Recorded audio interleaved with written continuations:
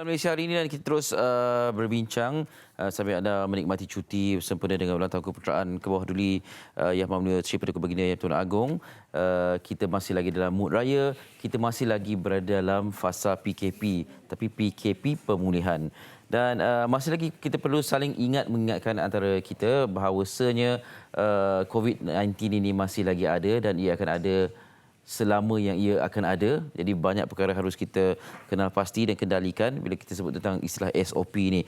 Untuk berbincang lanjut tentang apa perkembangan terkini, saya bersama dengan Dr. Muhammad Ihsani Mahmud, pakar Perubatan Kesihatan Awam, bahagian Kawalan Penyakit Kementerian Kesihatan Malaysia, yang tidak asing lagi, yang sering kita jumpa kat Malaysia. Assalamualaikum Doktor. Waalaikumsalam. Apa khabar? Baik, alhamdulillah. Doktor dah cuti belum setakat ni?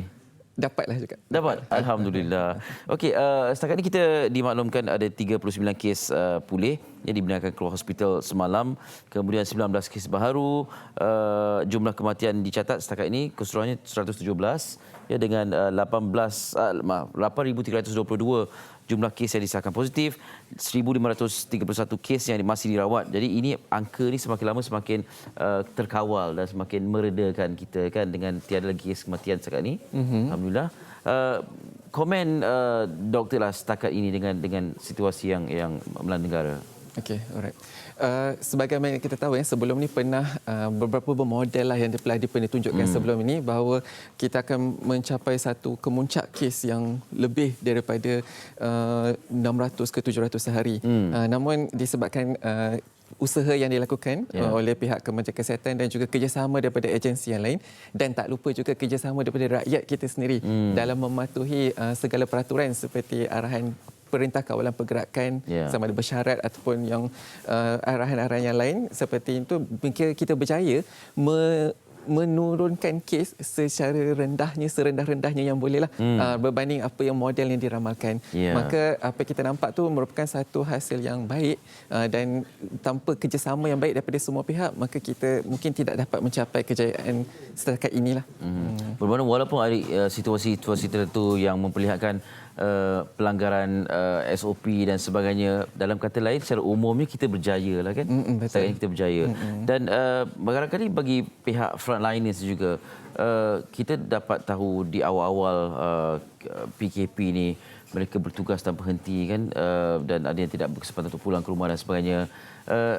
Adakah keadaan semakin diredakan selepas itu, ataupun berapa lama sebelum kalian dapat betul-betul bernafas dan berehat seketika kemudian kembali menjalankan tugas?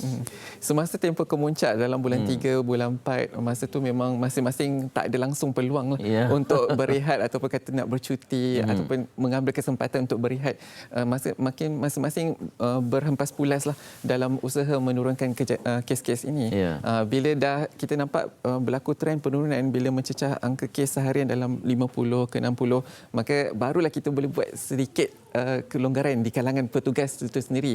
Mana kata nak buat penggiliran bercuti, sebab kita tak mahu juga mereka ni bekerja sepanjang masa, sebab itu akan menyebabkan satu burn out di kalangan petugas kesihatan itu sendiri. Maka bila kerja lebih daripada masa, hasil kualiti itu mungkin tak memuaskan juga pada masa yang sama. Itu yang kita nak cuba elakkan lah. Okey. Dan sekarang ini boleh dilihat perkhidmatan di tempat-tempat tertentu ini dikurangkan ataupun macam mana? Sebab bila kata perangkaan itu statistik semakin menurun, dari segi perkhidmatan ujian dan sebagainya, pengendalian kes-kes ini juga dikurangkan. Bagaimana pengendalian itu dibuat? Okey. Dari segi bilangan ujian, makmal dan semua masih lagi kekal dengan jumlah yang sama. Di mana walaupun kes sekarang mungkin tidak banyak, tapi aktiviti mengesan kes dijalankan kepada golongan-golongan risiko yang lain juga. Sebab kita lebih kepada targeted approach, maksudnya kumpulan bersasar. So setelah selesai satu kumpulan ini, kita pergi pula ke kumpulan risiko yang lain. Sebab kita takut jangkitan ini menular di kumpulan risiko yang kita tak kesan sebelum ini. Maka aktiviti itu masih lagi berterusan, masih lagi berjalan, dan pada masa sama pihak kumpulan yang dari segi penyelidikan dan juga pihak dari segi koordinasi menjalankan kajian lanjutan untuk mengetahui pasti bagaimana nak menghentikan kes-kes COVID ini dengan lebih berkesan di samping strategi yang telah diperkenalkan sekarang.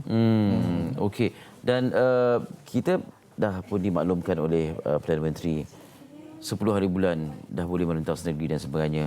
Apa kebimbangan pihak kementerian barangkali kalau boleh dikongsikanlah, sebab masih lagi musim raya ni kan, walaupun tidak dibenarkan sebagainya, pada ketika tidak dibenarkan baru-baru ini pun ada kes-kes yang melebihi 20 orang di satu tempat untuk meraihkan sambutan Aidilfitri.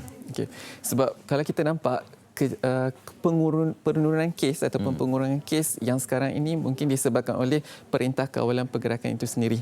Maka masing-masing patuh kepada SOP dan masing-masing tidak keluar rumah, tiada hubungan interaksi secara sosial di kalangan kat luar. So kalau bila dah ada kelonggaran ini, dikhawatiri juga akan berlakunya peningkatan kes semula.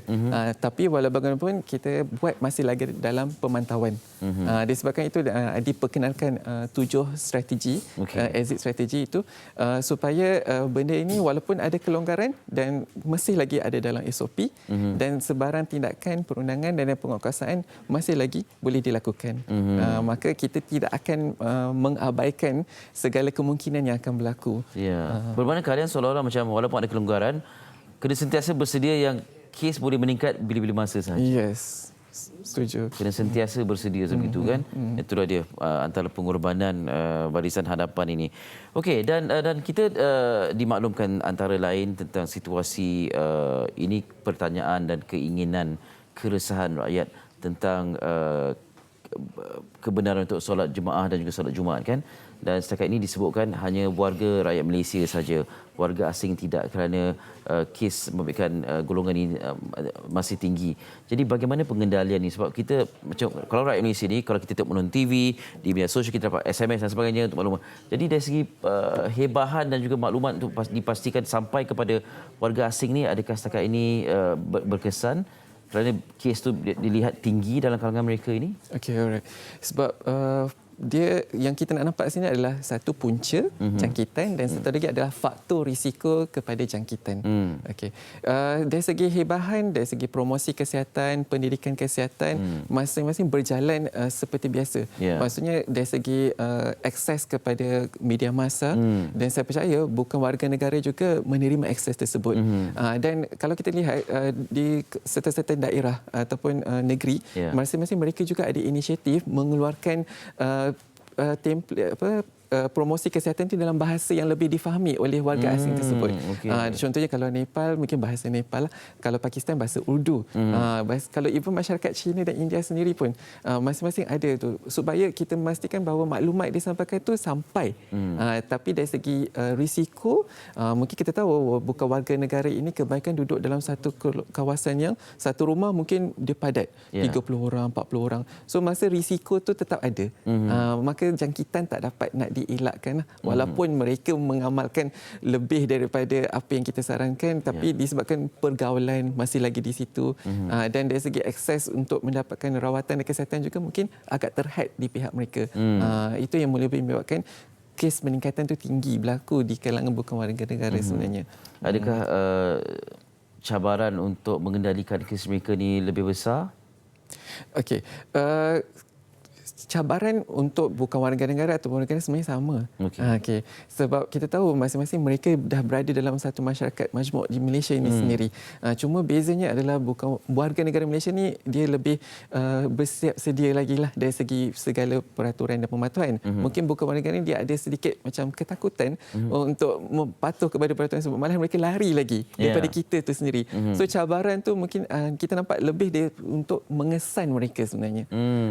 Sebab kadang-kadang kita nak mendekati mereka, mereka akan lari, mengelak, takut kemungkinan mereka ditangkap ataupun sebagainya lah. Mungkin masalah kefahaman dia disebabkan gap di situ, itu mungkin cabaran di situlah untuk mengendalikan mereka sebenarnya. Cabaran itu masih lagi di situ dalam apa aspek sekalipun. Kalau nak buat pantauan ke, nak buat bancian ke, itu antara perkara yang mereka akan reaksi yang mereka berikan. Kita nak berehat seketika, banyak lagi perkara yang membabitkan PKPP ini saya nak tanya kepada doktor untuk penjelasan kita semua, terutama mereka yang baru pulang dari luar negara kan, apabila tak perlu diletakkan di pusat kuarantin, bagaimana mereka harus mengendalikan kawalan kendiri ini selepas ini dalam Malaysia hari ini.